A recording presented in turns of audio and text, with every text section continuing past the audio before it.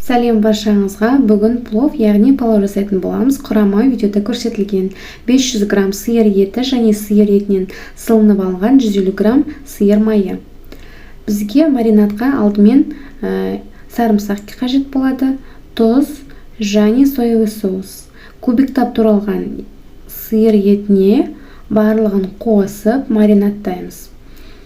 Маринадқа бізге 1 сағат уақыт қажет, яғни 1 сағат маринадтап араластырып қойып қоямыз.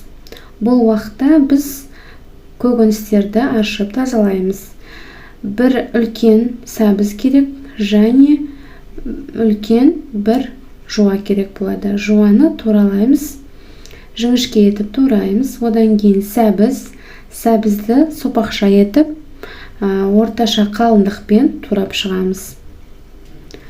Сәбізді тураған уақытта қазанды біз газге қыздыруға қоямыз.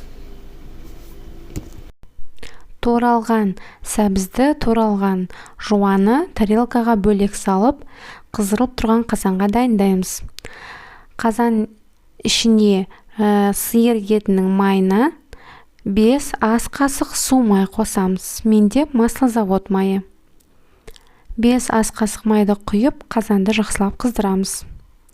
Бұл уақытта 2,5 кесе күрішті 2 қайтара салқын суға жуып аламыз. Салқын судан күрішті жақсылап судан сығып аламыз. Шайылған күрішті қалай өлшейміз? Палауға 1 кесе күріш салатын болсаңыз, оған 1,5 кесе су құясыз.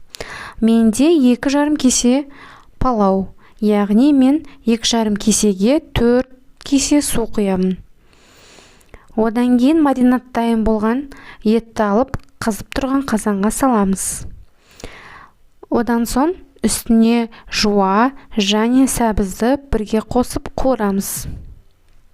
Жақсылап қызған қазанға қуырып 15 минутке бұқтырамыз. Бұқтырарда қазанның қақпағын жабамыз.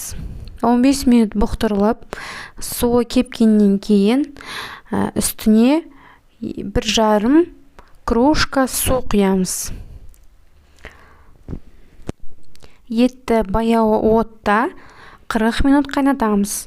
40 минутта суы тартылған еттің үстіне күріш саламыз.